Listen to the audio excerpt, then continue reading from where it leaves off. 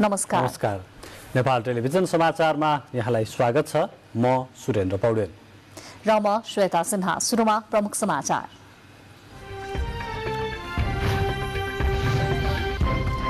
संसदको महिनौदेखिको अवरोध हटाउन प्रमुख प्रतिपक्षी दल नेकपा एमालेलाई सत्तारूढ गठबन्धनको आग्रह। सदन सञ्चालन गरेर पर्याप्त छलफल गर्ने वातावरण बनाउन अनुरोध। प्रधान न्यायाधीश सोलेन्द्र शमशेर विरुद्धको महाअभियोगको प्रक्रिया तत्काल अघि बढाउन सरकारवालालाई नेपाल बार एसोसिएसनको आग्रह। स्थानीय तह निर्वाचनका लागि अर्थ मन्त्रालयले छुट्यायो 8 अर्ब 11 करोड रुपैयाँ। निर्वाचनका लागि आवश्यक रकमको कमी हुन नदिइने सरकारको प्रतिबद्धता। संवैधानिक इजलास 5 महिनापछि भोलि अर्ध साप्ताहिक रूपमा बस्ने सर्वोच्च अदालतद्वारा जानकारी। भोलि 6वटा नयाँ संवैधानिक मुद्दाको पहिलो सुनवाई हुने तालिका। संयुक्त राष्ट्रसङ्घको आपतकालीन महासभामा नेपालले युक्रेनमाथि रुसले गरेको आक्रमणको निन्दा प्रस्तावको पक्षमा मतदान।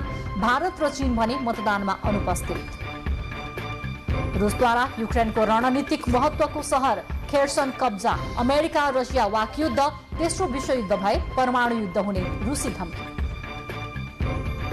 र नेपालको पहिलो फ्रान्चाइज प्रतियोगिता नेपाल सुपर लिग फुटबलको खेलाडी अक्सन भोलि। ए डिभिजन लिग क्लबहरूको असन्तुष्टि।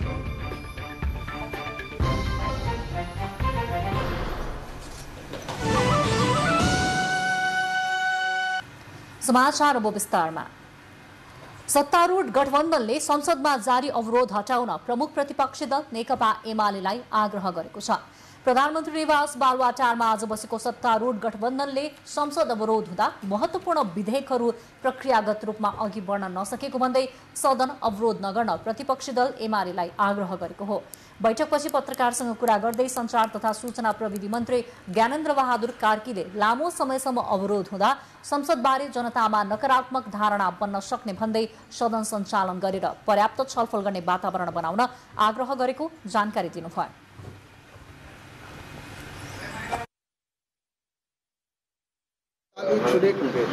सार्वभौम उच्च प्रतिनिधि संस्था यति लामो समयसम्म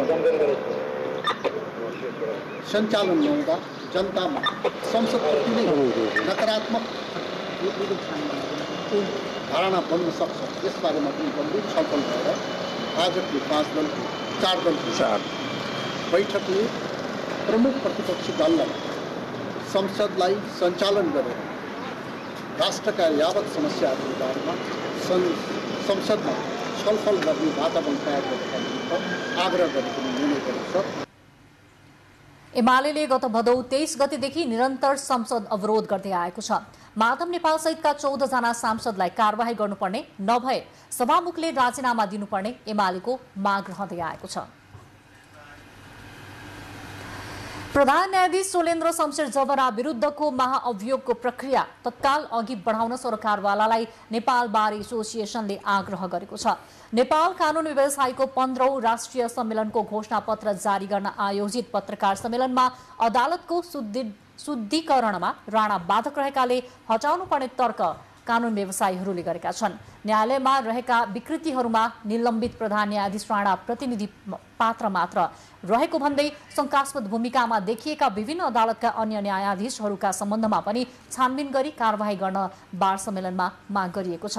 संवैधानिक इजलासमा प्रधान न्यायाधीशको नेतृत्व कतिपय अवस्थामा स्वार्थबाजी नै गरेकाले संवैधानिक परिषदमा प्रधान न्यायाधीशको संलग्नता नरहने गरी संविधान संशोधन गर्न पनि बार सम्मेलनले माग गरेको छ।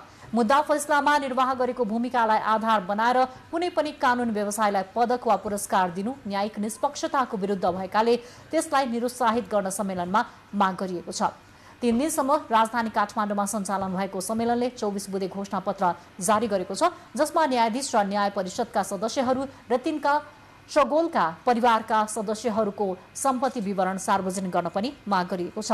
न्यायाधीशको मात्र नभई कानून व्यवसायको समेत प्रमाणपत्र नवीकरण गर्दा सम्पत्ति विवरण लिने व्यवस्था गर्नुपर्ने घोषणा पत्रमा उल्लेख गरिएको छ। आसन्न स्थानीय तह निर्वाचनका लागि 8 अर्ब 11 करोड रुपैयाँको सुनिश्चितता प्राप्त भएको निर्वाचन आयोगले जनाएको छ। निर्वाचन आयोगमा आयोजित नियमित पत्रकार सम्मेलनमा आयोगका प्रवक्ता शालिग्राम शर्मा पौडेलले अर्थ मन्त्रालयले आयोगलाई स्रोत सुनिश्चितताको पत्र पठाएको जानकारी दिनुभयो।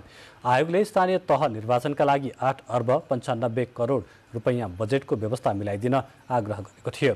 आयोगले माग गरे भन्दा कम बजेटको सुनिश्चितता भए पनि निर्वाचनका लागि आवश्यक रकमको कुनै कमी हुन नदिने प्रतिबद्धता सरकारबाट व्यक्त भएको उहाँले बताउनुभयो। स्थानीय तह निर्वाचन प्रयोजनका लागि दर्ता हुन निवेदन प्राप्त भएका 80वटा राजनैतिक दलका निवेदनमाथि जाँचबुझ भइरहेको आयोगले जनाएको छ।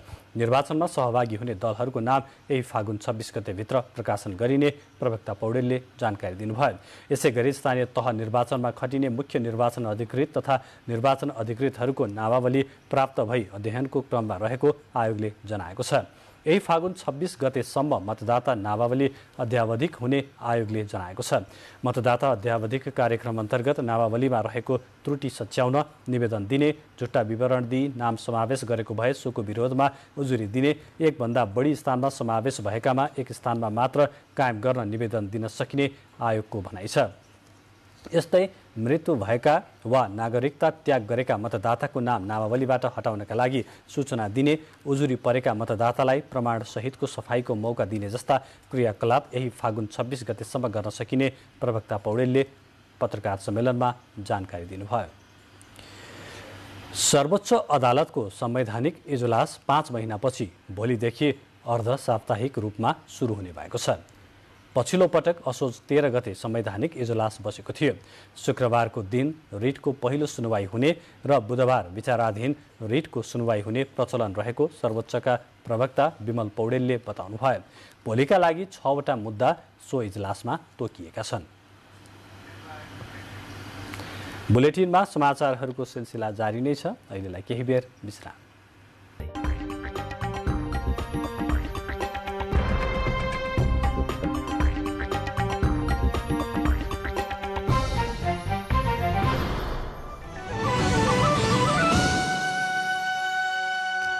अब बाँकी समाचार।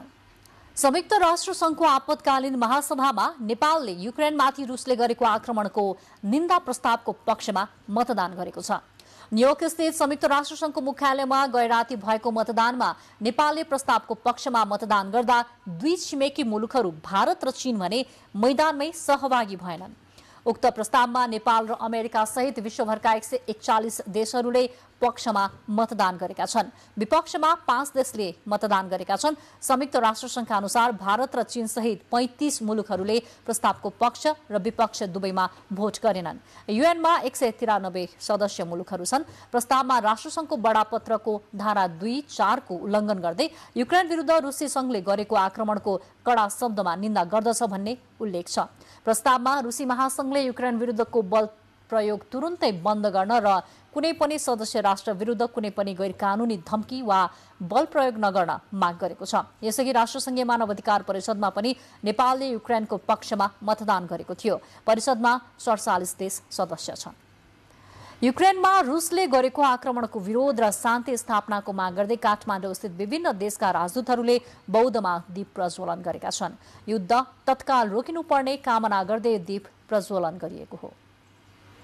युक्रेनमा रुसले गरिरहेको आक्रमण अन्त्य र शान्ति स्थापनाको कामना गर्दै काठमाडौँ स्थित विभिन्न देशका कूटनीतिक नियोगका प्रमुखहरूले आज साँझ काठमाडौँको बौद्ध स्तूपमा दीप प्रज्वलन गरेका छन्।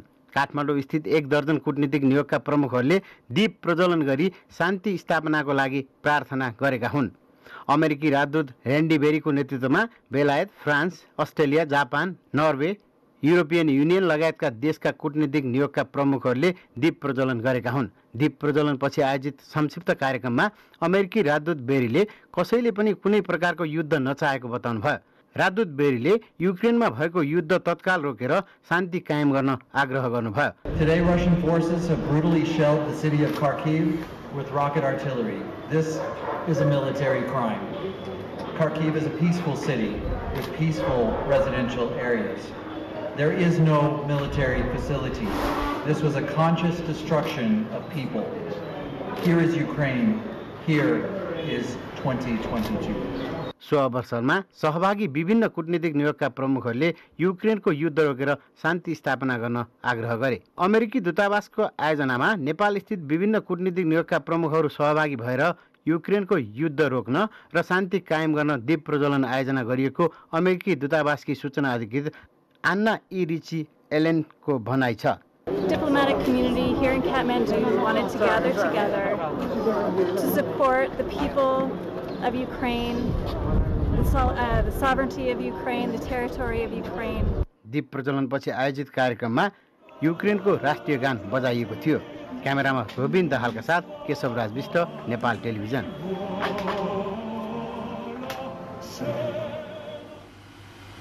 युद्ध रोकेर शान्ति स्थापना गर्न काठमाडौँमा दीप प्रज्वलन गरिरहँदा रुसले भने युक्रेनमा आक्रमण जारी राखेको छ।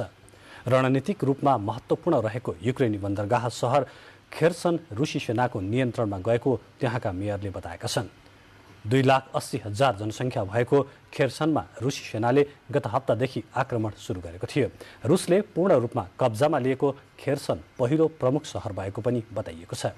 यसैबीच रुसका विदेश मन्त्री सर्गेई लाभ्रोभले अमेरिकी राष्ट्रपतिले प्रतिबन्धहरूको विकल्प तेस्रो विश्वयुद्ध हुने भनेको बताउनुहुँदै लाभ्रोभले तेस्रो विश्वयुद्ध भए त्यो परमाणु युद्ध हुने चेतावनी दिनुभएको छ। अब देशभित्रको कोरोना संक्रमणको पछिल्लो तथ्याङ्क छ। देशभर पछिल्लो 24 घण्टामा 105 जनामा कोरोना संक्रमण पुष्टि भएको छ।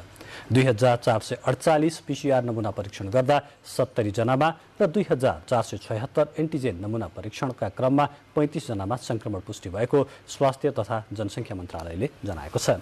यो अवधिमा 320 जना कोरोना संक्रमण मुक्त भएका छन्। संक्रमण मुक्त हुने दर 98% रहेको मन्त्रालयको तथ्याङ्क छ। मन्त्रालयका अनुसार पछिल्लो 24 घण्टामा कोरोना संक्रमण भएर थप 3 जनाको मृत्यु भएको छ। यो सँगै मुलुकमा कोरोनाबाट मृत्यु हुनेको सङ्ख्या 11,944 पुगेको छ। त्यस्तै नेपालमा हाल 7,517 जना सक्रिय सङ्क्रमित रहेको पनि मन्त्रालयले जनाएको छ। समाचारहरूको क्रम निरन्तर छन्। अहिलेलाई फेरि केही बेर विश्राम।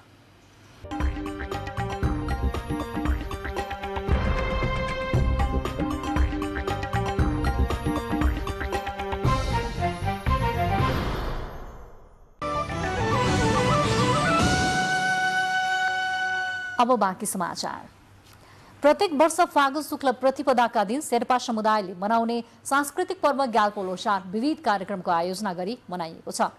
नयाँ वर्षका रूपमा शेर्पा समुदायले आफ्ना कुल र प्रकृतिको पूजा गरेर ग्याल्पो लोसार पर्व मनाएका हुन्। ग्याल्पो लोसार भोटका 9औं राजा उदय गुङ्ग्यालका पालोदेखि वसन्त पर्वका रूपमा मनाउने सुरु गरिएको हो। विगतमा हिमाली क्षेत्रका 12 जिल्लामा मनाइने ग्याल्पो लोसार हाल 22 जिल्लामा मनाइन्छ। शेर्पा जातिको बसाइसराईसँगै यो पर्व मनाउने जिल्ला पनि बढेको हो। पुस 15मा गुरुङ समुदायले तमु र माघ शुक्ल प्रतिपदाका दिन तामाङ समुदायले पनि सोनाम लोसारका नाममा यो पर्व मनाउँदछन्। मण्डला नाटकघर आजदेखि काठमाडौँको थापागाउँ स्थित आफ्नै भवनबाट सञ्चालनमा आएको छ। उपराष्ट्रपति नन्दबहादुर पुनले आज मण्डलाको नयाँ भवन उद्घाटन गर्नुभयो।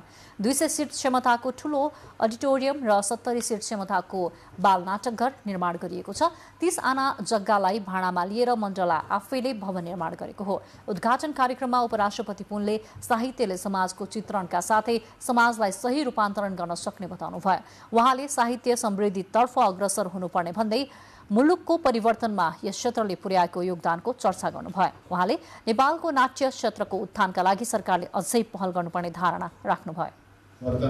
समृद्धितर्फ केन्द्रित हुनुपर्दछ भन्ने लाग्छ र नेपालको अग्रगामी परिवर्तनमा साहित्य क्षेत्र र साहित्यकारहरूले खेल्नु भएको भूमिका अत्यन्तै सराहनीय छ।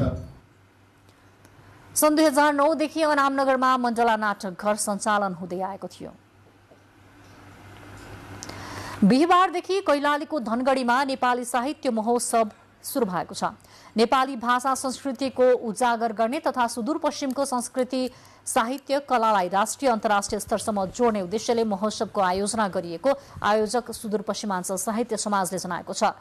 आजदेखि सुरु भएको महोत्सवमा विभिन्न ठाउँबाट 200 बढी साहित्यकारहरूको उपस्थिति रहेको छ। उनीहरूको उपस्थितिमा थुप्रै काव्य गोष्ठी पनि सञ्चालन हुने आयोजक सुदूरपश्चिमाञ्चल साहित्य समाजले जनाएको छ।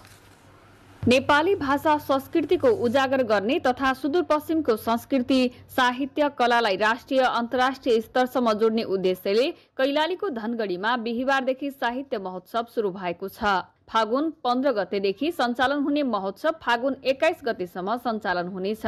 सुदूरपश्चिमाञ्चल साहित्य समाजका अध्यक्ष रामलाल जोशीले यस्ता मेला र महोत्सवले नेपाली कला संस्कृतिमा काम गरिरहेकाहरूलाई थप हौसला र प्रेरणा प्रदान गर्ने विश्वास लिएको बताउनुभयो। सुदूरपश्चिमको जनजीवन र यहाँको भाषा साहित्य कला संस्कृति सबैको अवलोकन गर्ने त्यो उद्देश्य लिएर आउने एउटा ध्येय बनाउन चाहन्छौँ। नेपाली साहित्य महोत्सवमा सुदूरपश्चिम प्रदेशका विभिन्न ठाउँमा बसोबास गर्ने विभिन्न जात र भाषाका मानिसहरूको कला र संस्कृतिको प्रस्तुति गरिएको थियो।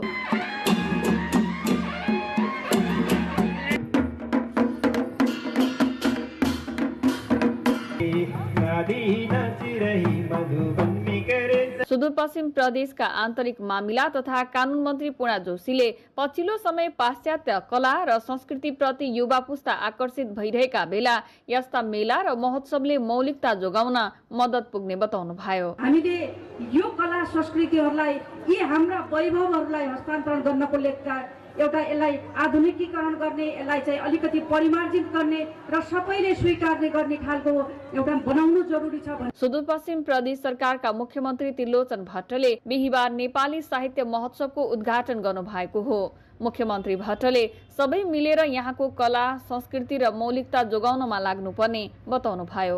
अन्यत्रैबाट आएका विभिन्न संस्कृतिहरू विभिन्न भाषाहरूले हामीलाई जसरी कमजोर पार्दैछ त्योसँग प्रतिस्पर्धा गर्नको लागि हामी आफ्ना कलमहरूलाई चलाउन सक्छौँ कि सक्दैन भन्ने कुरा अहिलेको छलफलको विषय हुनु जरुरी छ। केही बुद्धिजीवीहरूले भने पछिल्लो समय नयाँ पुस्ताले आफ्नो संस्कृति भाषा बिर्सदै गइरहेका बेला यस्तो मेला महोत्सवले आफ्नो संस्कृति कला र भाषा प्रतिको महत्त्व झल्काउने बताउनुभयो। हाम्रा कला संस्कृति हाम्रा सम्पत्ति भएकोले यिनको जगेर्ना गर्नमा सबै एक भएर लाग्न आवश्यक रहेको कतिपय बुद्धिजीवीहरूले बताउनु भएको छ। निर्मला खडायत, नेपाल टेलिभिजन, सुदूरपश्चिम प्रदेश, कैलाली। उमेरगत हिसाबमा नेपाल अहिले जनसाङ्ख्यिक लाभको अवस्थामा रहेको छ। यसको अर्थ हो काम गर्न सक्ने उमेर समूहका मानिसहरूको सङ्ख्या नेपालमा बढी छ। तर युवाकै लागि भन्दै गठन गरिएका विभिन्न सरकारी निकायहरूले सोचे अनुरूप काम गर्न भने नसक्दा मुलुकले यसको लाभ लिन सकेको छैन। नेपालमा 16 देखि 40 वर्षको उमेर समूहलाई युवा मान्ने गरिन्छ, जस अनुसार कुल जनसङ्ख्याको 40% भन्दा बढी युवाहरू रहेका छन्। तर राज्यले यी युवालाई मुलुकको विकास लगायतका काममा उपयोग गर्न नसक्दा दैनिक करिब 2000 युवा विदेश पलायन भइरहेका छन्। हुन त युवाका क्षेत्रमा काम गर्नकै लागि भन्दै युवा मन्त्रालय युवा परिषद गठन गरिएका छन्। साथै सङ्घीय तहमा 1 दर्जन भन्दा बढी मन्त्रालयहरूले युवा लक्षित कार्यक्रमहरू सञ्चालन पनि गरिरहेका छन्। यसबाहेक प्रदेश र स्थानीय तहहरूले पनि युवाकै लागि भनेर विभिन्न कार्यक्रमहरू सञ्चालन गरे पनि सोचे अनुरूपको लक्ष्य हासिल हुन नसकेको स्वयं युवा परिषदका हालका र पूर्व उपाध्यक्षहरू बताउनुहुन्छ। स्वदेशभित्रै युवाहरूलाई स्वरोजगार र उद्यमशीलतामा जोड्दै राष्ट्र निर्माणको पहरेदारको रूपमा विकसित गर्दै एउटा उद्यमशीलताको माध्यमबाट स्वरोजगारको माध्यमबाट विकास गर्नुपर्ने आवश्यकता छ। यो क्याटलिस्टको भूमिका निर्वाह गर्ने संस्था हो। यो छ आफूसँग पैसा छैन तर पैसा हुनेहरूका अरबौं पैसाहरूलाई उपयुक्त निकास दिने र परिणाम निकाल्ने कुरामा यसको सहजीकरणको भूमिकामा यो सबैभन्दा धेरै प्रभावी हुन्छ। राष्ट्रिय युवा परिषद स्थापना दिवसका अवसरमा आयोजित कार्यक्रमका वक्ताहरूले पनि युवा नीति र युवा सम्बन्धी ऐनमा परिमार्जन गर्नुपर्नेमा जोड दिनुभयो। साथै उहाँहरूले युवा लक्षित कार्यक्रम छरिएर सञ्चालन हुँदा प्रतिफल नआएकोले एकरूपता कायम गर्नुपर्नेमा समेत जोड दिनुभयो। शिव पङ्गेनीका साथ रविचन्द्र पराजुली, नेपाल टेलिभिजन।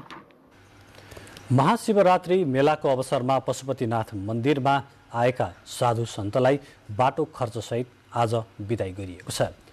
बिहिबार गुठी संस्थानले मन्दिरको मूल गेट अगाडि बढीमा 11,000 सम्म र त्यसको 10% पशुपति क्षेत्र विकास कोषले थपेर बाटो खर्चसहित साधु सन्तहरूको बिदाई गरेको हो।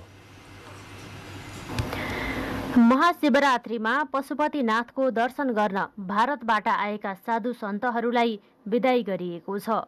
बिदाई समारोहमा दक्षिणाको विषयमा केही साधु सन्तले असन्तुष्टि व्यक्त गर्दै थिए भने केही साधुहरू यसपटक अन्य व्यवस्थापन राम्रो भएको भन्दै सन्तुष्टि व्यक्त गर्दै थिए। महाशिवरात्रि मेलामा खान बस्न तथा धुनी ताप्न सहज भएको र स्वयंसेवक सहित सरकारवाला निकायले राम्रो व्यवस्था गरेको उनीहरूको भनाइ थियो। मजे मजे हर एक साल व्यवस्था का चेंजिंग हो रहा, अच्छा ही होना चाहिए। धर्म के अनुष्ठान, धर्म में, काम में हर एक साल में चेंजिंग होना चाहिए। साधु संत का भी सेवा होना चाहिए, भाव होना चाहिए, सब चीज़ का होना चाहिए, डेवलपमेंट होना चाहिए। मुझे बहुत अच्छा नेपाल में लगा। यहाँ के लोग बहुत अच्छे हैं, बहुत स्वीट व्यवहार है और बहुत इज्जत मान साधु संत को देते हैं। साधुहरू मध्ये पनि विभिन्न मठबाट आएका साधुहरूलाई क, ख र ग वर्गमा विभाजन गरिएको छ। क वर्गका साधुलाई बढीमा 11,000 रुपैयाँसम्म, ख वर्गका लागि बढीमा 8,000 रुपैयाँसम्म र ग वर्गको लागि पनि बाटो खर्च दिएको छ। गुठी संस्थानले बिदाई कार्यक्रम गर्दा कोषले पनि गुठी संस्थानले दिएको रकमको 10% रुपैयाँ थपेर रुद्राक्षको माला लगाई साधुहरूलाई बिदाई गरेको हो। गुठी संस्थानले सबभन्दा पहिला, त्यसपछि पशुपति क्षेत्र विकास कोषले दोस्रो क्याटेगोरीमा राखेर लाइनबद्ध तरिकाले साधु सन्तहरूलाई चाहिँ बिदाई गर्ने क्रम सुरुवात गरेका छौँ। यस वर्ष पशुपति क्षेत्र विकास कोषले साधु सन्तहरूको लागि 19 लाख रुपैयाँ छुट्याएको थियो। यही केही पनि छन् र म्याक्सिमम चाहिँ सबै उतैबाट आउने हुन्छ, सबै इन्डियाबाट म्याक्सिमम जति पनि अरू उहाँहरू आज उहाँहरूलाई हामी बिदाई गर्ने जुन तयारी गर्दैछौँ र बिदाई गरेर हजुरले देखिसक्नु भएको छ, खाममा पैसा हालेर अहिले उहाँहरूले बिदाई गर्दैछौँ हामी। तर प्राय 80% चाहिँ उतैबाट आउँछ। महाशिवरात्रि पर्व मनाउन विश्वभरबाट हिन्दूहरू हरेक वर्ष नेपाल आउने गर्छन्। तीमध्ये भारतबाट आउने साधु सन्त र बाबाहरू बढी चर्चामा आउने गर्छन्। क्यामेरामा प्रद्युम्न मिश्रको साथमा दुर्गा खड्का, नेपाल टेलिभिजन। तपाईँ यति बेला बेलुकी 8 बजेको एनटिभी समाचारका साथमा हुनुहुन्छ। बुलेटिनमा अब प्रमुख समाचार फेरि एकपटक। संसदको महिनौदेखिको अवरोध हटाउन प्रमुख प्रतिपक्षी दल नेकपा एमालेलाई सत्तारूढ गठबन्धनको आग्रह। सदन सञ्चालन गरेर पर्याप्त छलफल गर्ने वातावरण बनाउन अनुरोध। प्रधान न्यायाधीश चोलेन्द्र शमशेर जबरा विरुद्धको महाअभियोगको प्रक्रिया तत्काल अघि बढाउन बार सम्मेलनको माग। शङ्कास्पद विभिन्न अदालतका न्यायाधीशमाथि पनि छानबिनको माग। संवैधानिक इजलास 5 महिनापछि भोलि अर्ध साप्ताहिक रूपमा बस्ने सर्वोच्च अदालतद्वारा जानकारी। भोलि 6वटा नयाँ संवैधानिक मुद्दाको पहिलो सुनवाई हुने तालिका। स्थानीय तह निर्वाचनका लागि अर्थ मन्त्रालयले छुट्यायो 8 अर्ब 11 करोड रुपैयाँ। निर्वाचनका लागि आवश्यक रकमको कमी हुन नदिइने सरकारको प्रतिबद्धता। संयुक्त राष्ट्रसङ्घको आपतकालीन महासभामा नेपालले युक्रेनमाथि रुसले गरेको आक्रमणको निन्दा प्रस्तावको पक्षमा मतदान। भारत र चीन भने मतदानमा अनुपस्थित। रुसद्वारा युक्रेनको रणनीतिक महत्त्वको सहर खेर्सन कब्जा। अमेरिका रसिया वाक युद्ध। तेस्रो विश्वयुद्ध भए परमाणु युद्ध हुने रुसी धम्की। र नेपालको पहिलो फ्रेन्चाइज प्रतियोगिता नेपाल सुपर लिग फुटबलको खेलाडी अक्सन। भोलि ए डिभिजन लिग क्लबहरूको असन्तुष्टि। राष्ट्रिय प्रजातन्त्र पार्टीको केन्द्रीय समिति 251 सदस्यीय हुने भएको छ। यसअघि 179 सदस्यीय रहेको केन्द्रीय समितिमा 53 सदस्य थपेर 251 सदस्य बनाउने गरी आज सकिएको केन्द्रीय समिति बैठकले निर्णय गरेको छ। पार्टीको बृहत्तर हितलाई मध्यनजर गर्दै केन्द्रीय कार्य समितिमा 251 सदस्य नबढ्ने गरी केन्द्रीय कार्य समितिको सदस्य र आवश्यकता अनुसार विभागहरूको संख्या थप गर्ने निर्णय गरिएको प्रचार विभाग प्रमुख मोहन श्रेष्ठद्वारा जारी विज्ञप्तिमा उल्लेख गरिएको छ। राप्रपाले जिल्ला र सबै तहका विवादित वा निष्क्रिय कार्य समितिबारे निर्णय लिन उपाध्यक्ष ध्रुव बहादुर प्रधानको संयोजकत्वमा महामन्त्री राजेन्द्र गुरुङ र केन्द्रीय सदस्य सृजना रानी वर्मा सदस्य रहेको समिति गठन गरेको छ। यो समितिलाई आगामी चैत 7 गते भित्र काम सक्ने समयसीमा दिएको प्रचार विभाग प्रमुख श्रेष्ठले विज्ञप्ति मार्फत जानकारी गराउनु भएको छ। कोशी किनारमा बस्दै आएका रामेछापका माझीहरूले आज विशेष कार्यक्रमको आयोजना गरी कोशी पूजा गरेका छन्। आफूलाई प्रकृति पूजक मान्ने यो समुदायले समुदायकै महान चाडका रूपमा कोशी पूजा गर्ने प्रचलन छ। माझीहरूले हरेक वर्ष फागुन महिनाको तेस्रो साता कोशी पूजा गर्दै आएका छन्। कोशी पूजाका लागि रामेछाप जिल्लाका सबै माझीहरू आफ्नो घर नजिकैको तामाकोशी नदी तीरमा गएर पूजा गरेका छन्। कोशी तथा पानीसँग आफ्नो विशेष सम्बन्ध रहेको बताउने माझीहरूले कोशी पूजाका दिन गाउँका सबैजना भेला भएर नुहाई धुवाई गरी बाजागाजा सहित कोशीमा पुगेर बलि दिने र पूजा गर्ने परम्परा छ।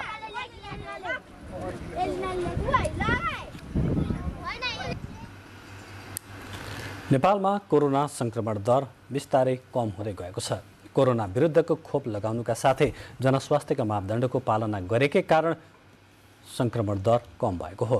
संघीय सरकार, प्रदेश सरकार र स्थानीय तहहरू तथा विभिन्न सरकारवाला सङ्घ संस्थाको समन्वयमा गरिएको कामले कोरोना संक्रमण घटाउन सहयोग पुगेको छ। नेपाल रेडक्रस सोसाइटीले कोरोना रोकथाम र नियन्त्रणका लागि कसरी काम गरिरहेको छ त हेरौँ कोरोना केयर।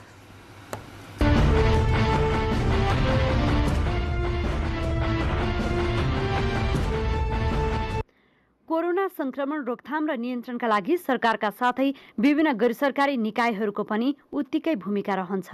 संक्रमण दर उच्च बिन्दुमा पुगेका बेला आइसोलेसन निर्माण, क्वारेन्टाइन निर्माण तथा अक्सिजनको व्यवस्था गर्नमा पनि सरकारलाई केही गैर सरकारी निकायहरूले पनि सहयोग गरेका थिए।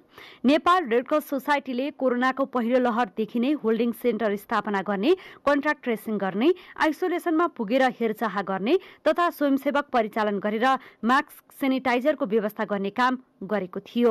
नेपाल रेडक्रस सोसाइटीले अहिलेको यो कोभिड-19 को सन्दर्भमा सुरुदेखि नै फर्स्ट वेभ आएदेखि नै एउटा चाहिँ नि होल्डिङ सेन्टरहरू स्थापना गरेर त्यहाँ चाहिँ नि भलन्टियरहरू डिप्लोय गरेर प्री हस्पिटल केयर अनि त्यस्तै गरेर चाहिँ यो कन्ट्याक्ट इन्भेस्टिगेसन र कन्ट्याक्ट ट्रेसिङका कामहरू पनि गर्यो। आइसोलेसन सेन्टरहरूमा गएर चाहिँ नि त्यहाँ केयर गर्ने कामहरू अनि त्यस्तै गरेर चाहिँ नि यो हेल्थ किटहरू पनि डिस्ट्रिब्युट गरेको थियो र हामीले चाहिँ यो मास्क सेनिटाइजर पिपीदेखि लिएर अनि अक्सिजन पनि हामीले हस्पिटलहरूमा प्रोभाइड गऱ्यौँ। त्यस्तै गरेर अक्सिजन कन्सन्ट्रेटरको पनि यो सप्लाईमा हामीले चाहिँ साथ दियौँ र हामीलाई चाहिँ त्यस्तै गरेर यो international federation of red cross red crescent र हामीसँग चाहिँ अरू नेसनल सोसाइटिजहरूले पनि हामीलाई सपोर्ट गरेको र त्यो सपोर्ट नै हामीले चाहिँ नि नेपाल सरकारसँग समन्वय गरेर ठाउँ ठाउँमा उपलब्ध गरायौँ। कोरोना संक्रमण रोकथाम गर्न र कोरोना विरुद्धको खोप अभियान सञ्चालनमा सरकारसँग समन्वय गरेर 77 वटै जिल्लामा जनचेतनामूलक कार्यक्रम सञ्चालन गरिएको नेपाल रेडक्रस सोसाइटीले जनाएको छ। कोरोनाको पहिलो लहरदेखि हालसम्म पनि संघीय, प्रदेश र स्थानीय सरकारसँगको समन्वयमा कोरोना विरुद्धको जनचेतनामूलक कार्यक्रम, तालिम कार्यक्रम तथा अनुगमन समेत भइरहेको रेडक्रस सोसाइटीले जनाएको छ। यसैगरी कोरोनाको समयमा अन्य रोगको चेकजाँच गर्न नसकेकाहरूलाई रेडक्रसका जिल्ला शाखाहरू मार्फत चेकजाँच गर्ने गरिएको छ। सरकारको सहयोगी संस्थाको रूपमा देशैभर काम गरिएको रेडक्रसले जनाएको छ। 77 जिल्लाको सञ्जाल छ र 7 वटाको प्रदेशमा पनि हामीले यही वितरण कार्यक्रमहरू पनि गऱ्यौँ र त्यस्तै गरेर हामीले चाहिँ नि यो अलिकति यो अवेरनेस यो प्रोग्रामहरू पनि ट्रेनिङहरू पनि दियौँ। त्यस्तै गरेर इन्टरेक्सन प्रोग्रामहरू पनि गऱ्यौँ र सुपरभिजन मोनिटरिङ र अहिले आएर यो भ्याक्सिनेसनको सन्दर्भमा पनि हामीले भलन्टियरहरू डिप्लोय गरेर त्यहाँ चाहिँ नि भलन्टियरले सपोर्ट गरिरहेको छ र अनि भ्याक्सिनेसन पनि हामीलाई चाहिँ नि सिङ्गापुर रेडक्रसले पनि यो भ्याक्सिनेसनमा चाहिँ नि यो भ्याक्सिनहरू चाहिँ उपलब्ध गराएको थियो र त्यो भ्याक्सिनहरू पनि हामीले ठाउँ ठाउँमा उपलब्ध गरायौँ र हस्पिटलहरूलाई मेन फोकस गरेर हामीले हस्पिटलमा पनि पिपीदेखि लिएर यो अक्सिमिटर, अक्सिजन कन्सन्ट्रेटर, हामीले मास्क सेनिटाइजर यो चाहिँ प्रोटेक्टिभ इक्विपमेन्टहरू पनि प्रोभाइड गऱ्यौँ। त्यस्तै गरेर हामीले चाहिँ अहिले पनि यो बुस्टर डोज यसको लागि पनि हामीले चाहिँ ठाउँ ठाउँमा जस्तो रेडक्रसकै आफ्नो शाखामा पनि हामीले चाहिँ नि 7 to 7 हामीले चाहिँ 12 आवर्सको चाहिँ नि यो सर्भिस चाहिँ हामीले प्रोभाइड गरिरहेछौँ र त्यहाँ भ्याक्सिनेसन कार्यक्रमहरू पनि भइरहेछ। कोरोना संक्रमण दर कम भएको भए पनि जोखिम कायमै रहेकोले जनस्वास्थ्यका मापदण्डको पालना गर्न र कोरोना विरुद्धको खोप अनिवार्य लगाउन पनि जनचेतनामूलक कार्यक्रमहरू सञ्चालन भइरहेका छन्। आफू बाँचौँ र आफ्नो परिवार बचाउँ भनेर खोप लगाउनका लागि र जनस्वास्थ्यका मापदण्डको पालना गर्न सचेतनाका कार्यक्रमहरू सञ्चालन गरिएको छ। जोखिम अहिले घटे पनि यो बढ्छ पनि, त्यसैले चाहिँ हामीले चाहिँ एउटा मापदण्ड चाहिँ कायमै गर्नु पर्यो। हामीले चाहिँ प्रोटोकल WHO को गाइडेन्स लिएर हामीले नेसनल लेभलमा पनि राष्ट्रिय स्तरमा हामीले चाहिँ त्यो प्रोटोकल अपनाउने भनेका छौँ। जस्तो मास्क लाउने अनि सेनिटाइजेसन गर्ने, हाम्रो हात धुने कुरा छ, हामीले चाहिँ नि अलिकति डिस्टेन्स मेन्टेन गर्ने, अनि आफूलाई अलिकति केही चाहिँ शङ्का भयो, बिरामी जस्तो भयो भने त्यो चेकअप गराउन जाने, हस्पिटल जाने र आफ्नो फ्यामिलीको पनि केयर गर्ने र त्यस्तै गरेर चाहिँ आफू बस्ने र अरूलाई पनि बचाउने यो कायम चाहिँ राख्नु पर्यो। कोरोना रोकथाम र नियन्त्रण गर्न सरकारको मात्र एक्लो प्रयासले सम्भव छैन। गैर सरकारी निकायहरू, नागरिक समाज तथा नागरिक स्वयं पनि जिम्मेवार हुनु आवश्यक छ। सरकारले जारी गरेका जनस्वास्थ्यका मापदण्डको पालना गर्ने र कोरोना विरुद्धको खोप अनिवार्य लगाउन आवश्यक छ। अब युक्रेन युद्धको थप प्रसङ्ग। युक्रेन युद्धमा आफ्नो देशलाई रसियाबाट जोगाउन एक थरी नागरिक बन्दुक बोकेर निस्किएका छन्, अर्का थरी टोल रक्षामा जुटेका छन्, तेस्रो थरी युक्रेनी भने ज्यान जोगाउन युक्रेनबाट भागिरहेका छन्। त्यस क्रममा 10 लाखभन्दा बढी मानिसले युक्रेनको सीमा पार गरेर विभिन्न छिमेकी देशमा पुगेका छन्। यस क्रममा हङ्गेरी पुग्नेहरूको सङ्ख्या पनि ठूलो छ। रुसले लगातार बम वर्षा गराइरहेको र युक्रेनलाई पश्चिमा देशहरूले लडाइँमा साथ नदिएकोले युक्रेनले 8औं दिनदेखि एक्लै रुसी आक्रमणको सामना गरिरहेको छ। रुसी आक्रमणबाट बालबालिकासहित सर्वसाधारण मारिने क्रम बढेपछि मानिसहरू युक्रेनबाट बाहिरिन चाहेको देखिएको छ।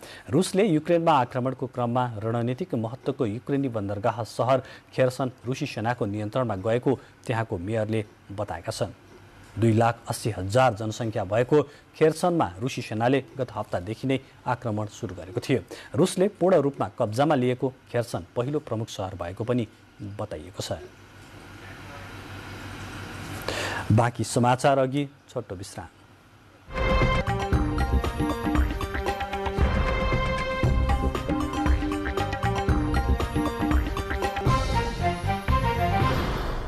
अब आर्थिक समाचार।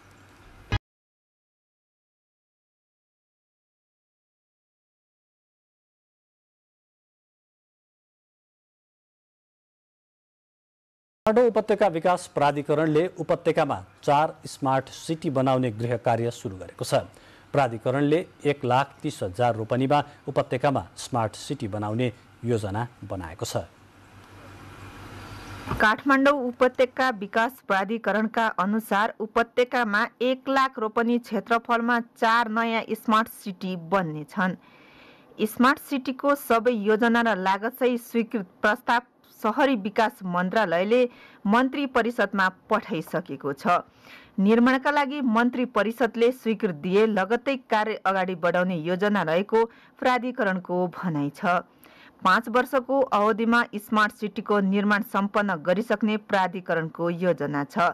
खागेश्वरी मनोहरा वडा नम्बर 4, 5, 6 र 7, शङ्करापुर 5, 6 र 9, चागुनारायणको वडा नम्बर 1 देखि 8, भक्तपुरको वडा नम्बर 2, 6 र 10 र मध्यपुर ठिमीको वडा नम्बर 2, 6, 7, 8 र 9 सम्म स्मार्ट सिटी बन्ने छ।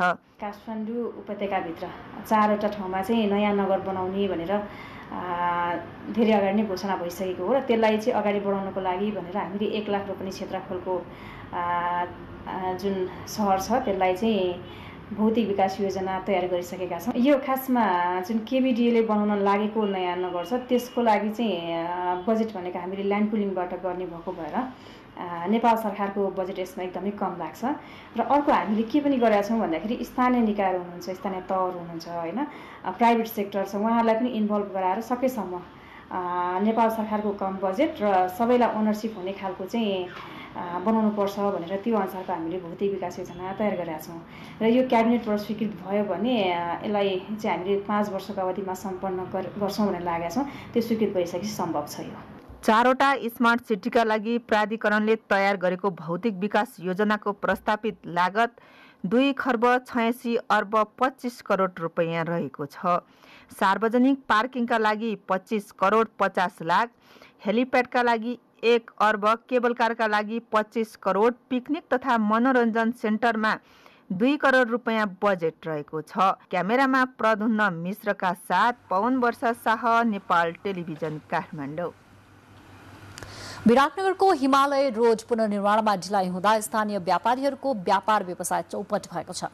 विराटनगर महानगरपालिकाले स्मार्ट सडक निर्माण गर्ने भन्दै 1,83,00,000 रुपैयाँमा सो सडकको सौन्दर्यकरणका लागि ठेक्का लगाएको थियो। गत मङ्सिर 3 गतेदेखि ठूला यातायात साधन प्रवेश नै गर्न नपाउने गरी संरचनाहरू निर्माण थालिएको थियो। एकातिर मुख्य सडकमा सौन्दर्यकरण गर्ने भन्दै पूर्वाधार निर्माण थालिएको र अर्कोतिर निर्माण कार्यमा ढिलाइ गर्दा आवतजावतमा समस्या भएको व्यापारीहरूले गुनासो गरेका छन्। विराटनगर महानगरपालिकाले भने आउँदो चैत मसान्तसम्ममा नै निर्माण सम्पन्न गर्ने जनाएको छ। अहिले भूमिगत बिजुली निर्माणका साथै टाइल र फर्निसिङको काम मात्र बाँकी रहेको विराटनगर महानगरपालिकाका शहरी विकास महाशाखाका प्रमुख गोपाल पोखरेलले जानकारी दिनुभयो।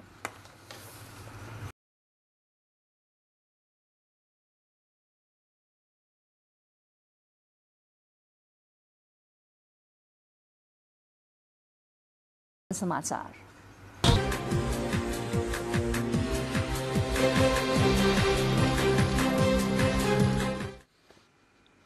नमस्कार, खेलकुद समाचारमा स्वागत छ।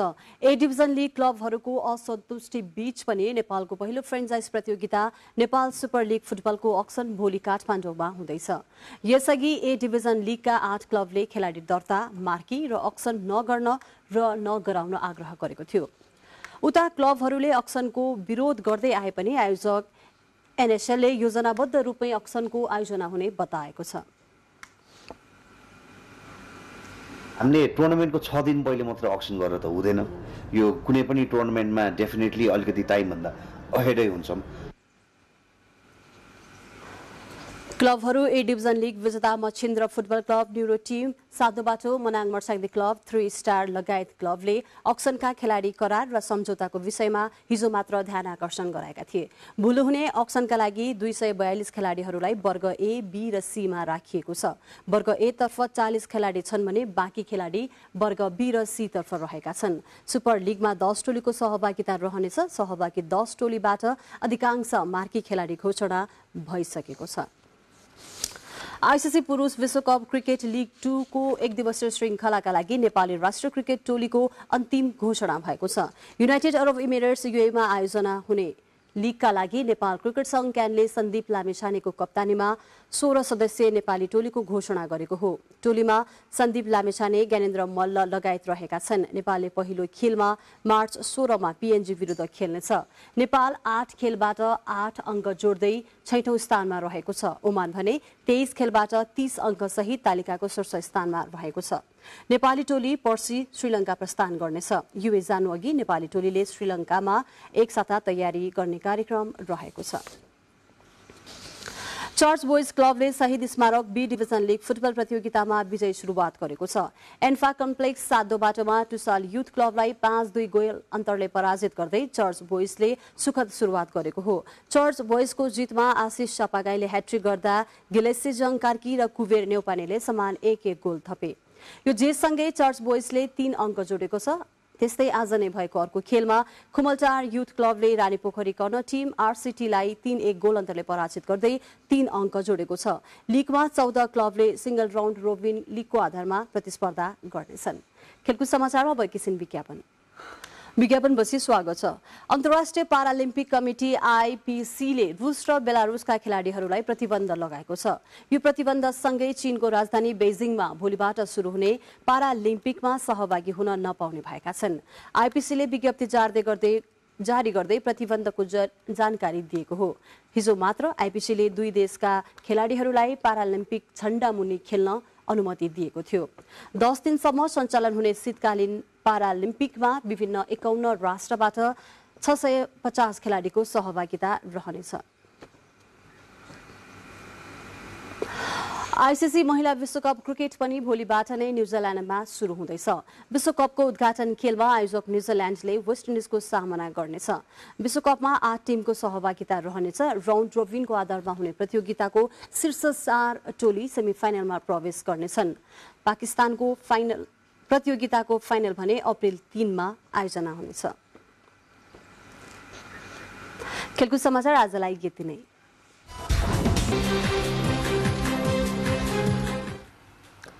अब मौसम। देशको सुदूरपश्चिम कर्णाली, गण्डकी तथा प्रदेश 1 का पहाडी तथा हिमाली भूभागमा आज राति आंशिकदेखि सामान्य बदली तथा अन्य भूभागमा मौसम सामान्यतया सफा रहनुको साथै गण्डकी तथा प्रदेश 1 का पहाडी भूभागमा थोरै स्थानहरूमा मेघगर्जनसहित हल्का वर्षाको सम्भावना रहेको मौसम पूर्वानुमान महाशाखाले जनाएको छ। काठमाडौँमा आज राति न्यूनतम तापक्रम 7 र 9 तथा भोलि दिउँसो अधिकतम तापक्रम 23 र 25 डिग्री सेल्सियसका बीच रहने अनुमान गरिएको छ। अब मौसम सम्बन्धी थप विवरण।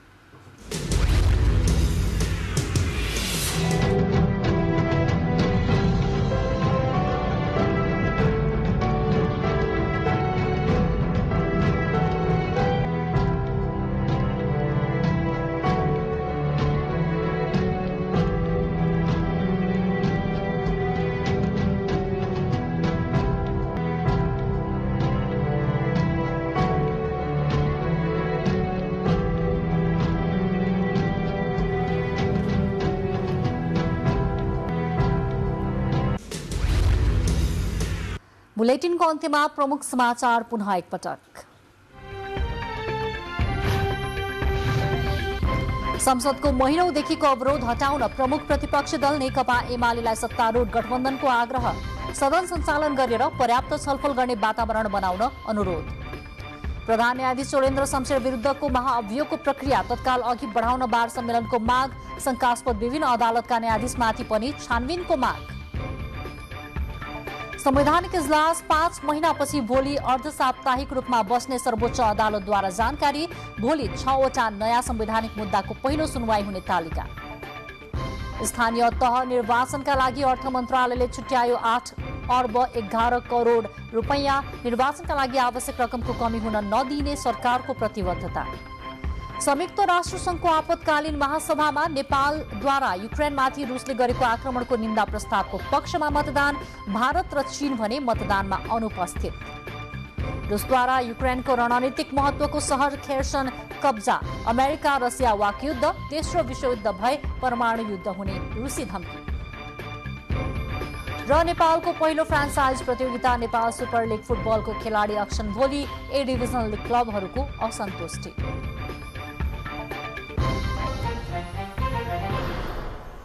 हवस् त समाचार अहिलेलाई सकिएको छ। बिदा दिनुहोस्। नमस्कार।